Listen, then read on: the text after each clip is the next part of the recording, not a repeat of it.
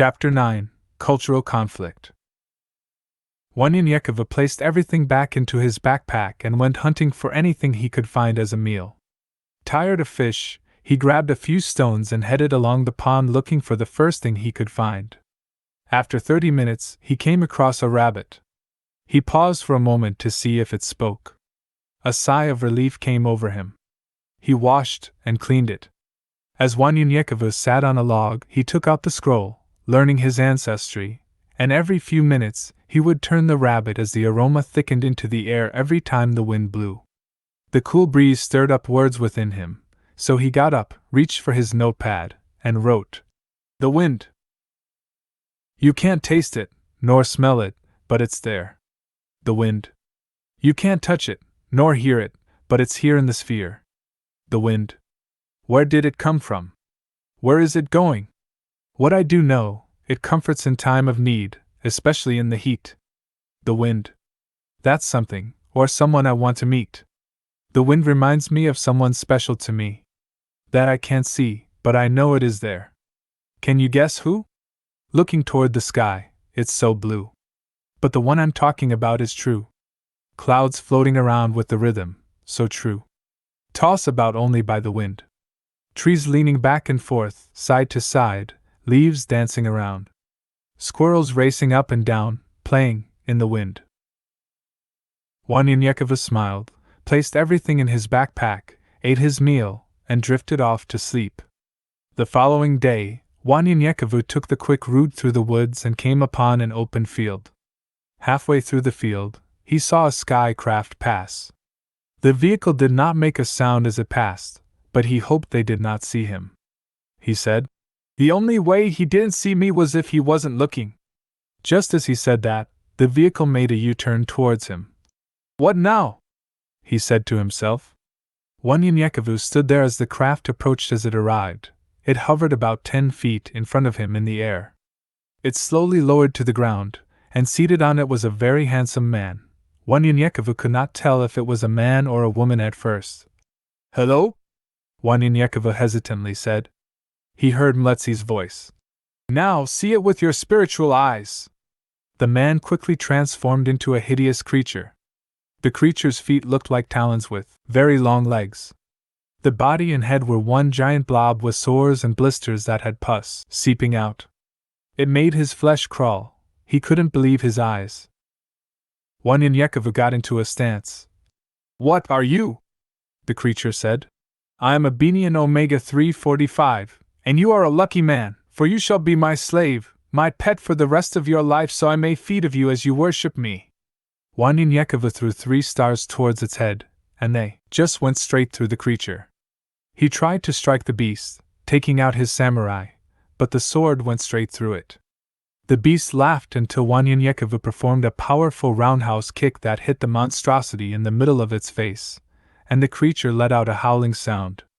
Several more punches, and then it backed up. In a state of shock, the creature pulled out a sword and swung at Wanyan. He dodged the blade as he continued to attack, but the creature just cried out in pain. Yael suddenly appeared and yelled out to Wanyan. "Try this!"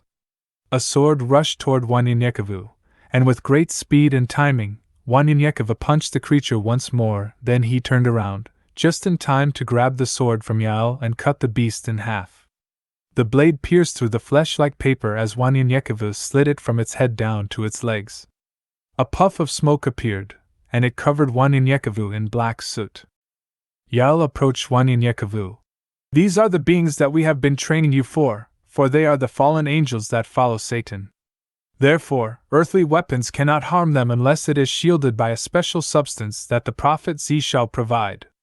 Wanyan had a strange look on his face. "Prophet Z?" But Yael and the sword both faded away. However, Yael's voice could be heard saying, "Yes, he will be along shortly. Go now, and make your way to Sonheimer, and by the way, if you hadn't fought in the spirit, it wouldn't have felt any of your blows." Wanyan hid the sky craft and continued his journey, passing Par Road 1122 to Par Road 1106, until he reached Highway 65 and Sonheimer Loop Road. At a distance, Wanyan saw a man waving as he approached a structure that looked like an old barn. Another test? He said to himself as the man approached. Wanyan noticed that the man had a unique dark olive-brown skin tone as he smiled at Wanyan. Good day, my friend. I am IB, and welcome to Sonheimer. Wanyan smiled back and tried to see if the man's heart was genuine, but he could feel nothing. May I offer you a meal? Or maybe a place to rest a bit? Wanyan smiled again. Sure. In the middle of town, there was a large canopy where many sat down and ate. Please sit down, and the meal is on me. Don't worry about a thing, for we are Wakatilians and are always glad to see another brother. Wanyan took a seat and smiled at all those that looked his way. Ibi placed the meal before him, and they both ate and talked. Let me show you our community before you head off on your journey. Wanyan was full and did not want to be rude, so he smiled again. Sure. Thanks. Wiping his mouth and hands and pushing his plate in front of him, Wanyan grabbed his things, and they walked farther into town. I'm a single man, and I looked forward to the day I shall settle down and raise a family. And you? Before Wanyan could speak, two women approached in opposite directions, and Wanyan looked one of them in the eyes, nodded his head to say hello, and smiled. After the women had passed, the one in which he smiled grabbed Wanyan around the neck as she shocked him with a stun gun behind the right arm, then his back. She then tried to shock him in the groin area, but he moved, and it hit his upper thigh. The pain was so great that it knocked him to his knees. As he looked up, men surrounded him. Wanyan looked at Ibi. What have I done wrong to be treated like this? Ibi stood there, and did not say a word. The men rushed Wanyan against a nearby wall and held him down. What have I done wrong? Wanyan repeatedly asked, and the men said nothing. They took Wanyan belongings and left them against the wall as they waited. After a while, a muscular man approached with a book in hand. He signaled, and they rushed Wanyan into a building, chaining his hands into a ring made of steel. Moments later, a tall man entered the room. Why are you here? Demanded the man. I was just walking through, and I saw IB. The man leaned against Wanyan with a metal object, causing him great pain. IB, the man interrupted. IB is a fool, and doesn't know his left from his right?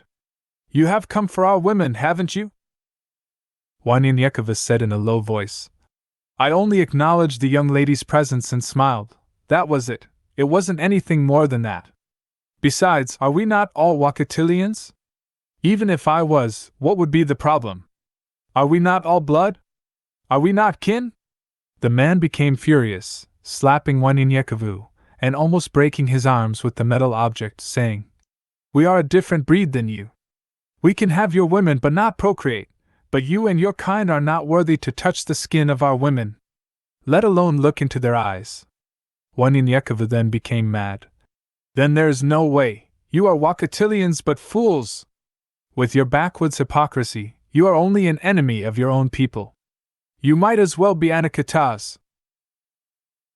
Just then, the man yelled something Wanyan could not understand, and a small group of men came and threw Wanyan into the back of a makeshift vehicle. Laying there tied up, Wanyan looked up. All he could see were the trees and the sun to his east as the vehicle drove. The vehicle stopped after 20 minutes. Moments later, 4 men grabbed Wanyan and they all walked toward a great waterfall. 5 more men met them. There were 4 men on each side and a man behind him. As Wanyan looked down, he measured it at least 1,000 feet below. The men taunted Wanyan as they walked him near the edge. There was a metal pipe that separated them from the edge. One man said, Your death will be quick and painless. As he laughed, Wanyan resisted by pulling back with his legs as they pulled forward, saying, No, now is the time of your death, and not mine. Wanyan anticipated their moves. Once the men tried to push him over, he stopped resisting, grabbing the pipe while jumping toward the edge. Using their own force and gravity, they hurled themselves over the edge while he hung on to the metal railing as the men fell to their death. Wanyan quickly flipped over the pipe, killing the rest of the men while his hands were still bound. Wanyan took a seat on the ground, rubbing the bruise on his arms, trying to understand what had just happened. Heading back, he notices a sign. Par Road 1106/Sondheimer Loop Road. Scratching his side, he mumbles, "I didn't see this sign."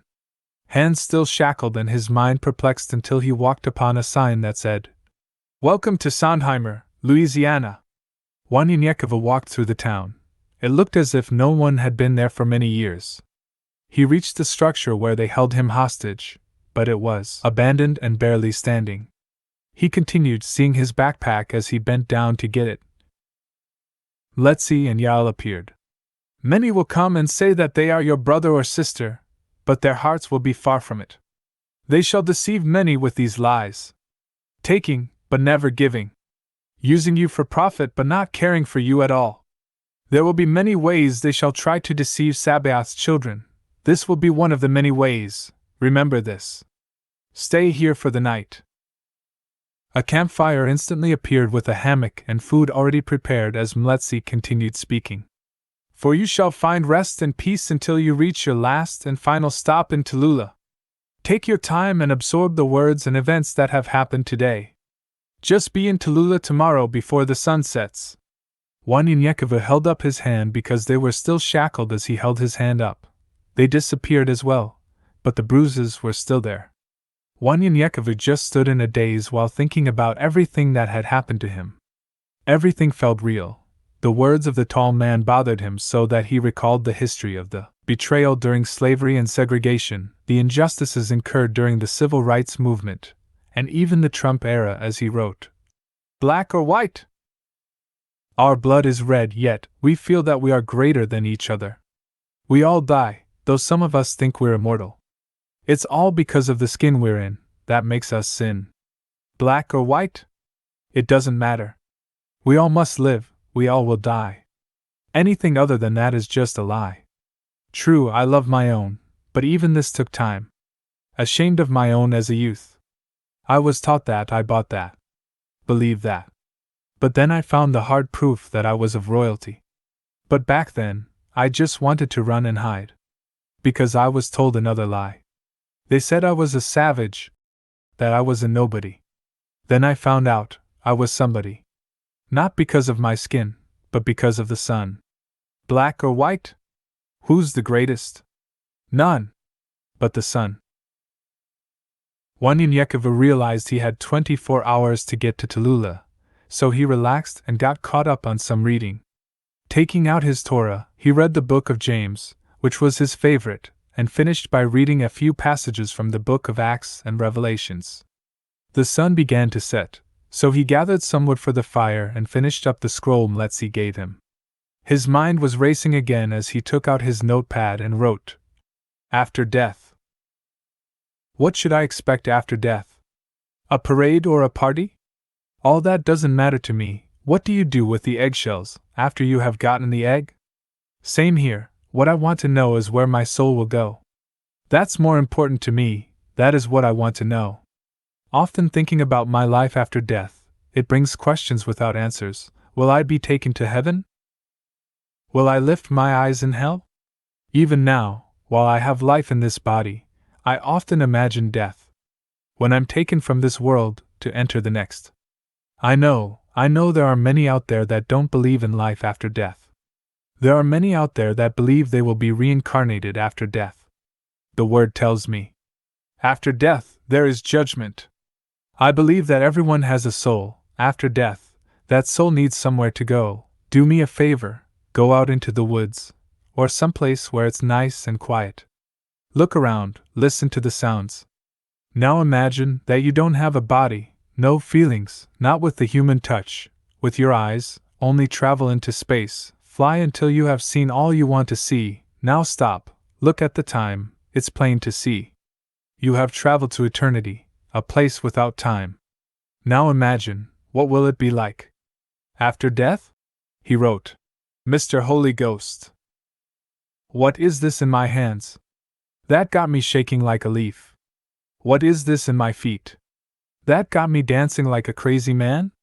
Feeling like David, I can't control the way I act. It feels like fire shut up in my bones. What is this speech that falls out of my mouth? My native language? Oh Lord, what is wrong? You got me speaking in tongues. Never thought I would feel this way, never thought I would act this way, until this wonderful day. They said I was a beast. They said I didn't have a soul. God has touched me, has made me whole. Who made everyone a liar? Yes, this love I have, the world didn't give it to me. It can't be taken away. I'm not trying to boast, I just need to tell somebody about this spirit. This man named Mr. Holy Ghost. He wrote, Angels. We all know of the great fall. The one that took 1/3 of the angels from that great place called heaven. Listening to the great deceiver. Because of him, we have non-believers. When they fell, they were transformed from beings of beauty into beasts. Monsters, when seen with the naked eye. They look upon us and wonder, why? What are these beings, that they can choose between good and evil? Knowing where they will be going, unaware of the fact they, too, had the same choices. They made theirs, a long time ago. So, in hell, they will lift up their eyes, without any surprise. Some here on earth, not all, are jealous too, and refuse to let anyone else go up above. So, their job, in their minds, is to take as many of us as they can. They had a job that we can only imagine. They have met people we only dream of. They were not always demons, they were angels. He wrote, God is mighty! Ra had no grave, for he never existed. Zeus had no grave because he was the same way too. But God is mighty. Isis, Neptune, those who believed in them, were blinded by darkness. Molech, Baal, some still do worship. But God is mighty. Muhammad has a grave, and he's still there. Jesus had a grave, he's no longer there. Listen, where his body once laid, there's a sign that says, He has risen. God is mighty. No longer is there a reason to fear death. Life is now everlasting through him. To the only one who had a grave but now is missing. Some say they took his body, but to me, that is just folly. Because God is mighty. Finally, he wrote, Religion. The Holy Ghost is my guide, he guides my heart when I stray, he touches me when I pray. He's on my mind all the time. When I'm asleep, even when I wake, however, religion is man-made. Meaning, they took the truth, and added things to it, to fit their own ways. Their own needs and wants. So, they can justify when they lie. When they steal. When they kill. But they have a surprise waiting for them on the day they die. As time went by, they called it law. Now you can create a religion, just ask Congress to pass a bill. I'm going to be straightforward about this case. Please spread it to the human race. You see, religion is not my forte. I'll say again, it's man-made. Spirituality has no beginning, no end. That's why many who think in the flesh find it hard to comprehend. Hard to believe. Everyone has his or her own direction, no two are the same. No debate, no hate. So how can you say, I can't do this or that? I can't say this or that. When it's you that can say and do either this or that. Just say when you do this, it makes you feel this way. When you say that, it makes you feel that way. It makes you feel good. Then I will agree. But not for me, can't you see? Stop trying to give me the blues, because it's you that's being untrue. Let me do the things that I do. If I disagree with that thing, it's me that does wrong. If I felt my conscience say, no, this is wrong. So, then I did sin. Against myself, against God. We choose our own dynasty. Our destiny. Individually. That's why the people in the Word were special. They knew for themselves, didn't pay attention to anyone else.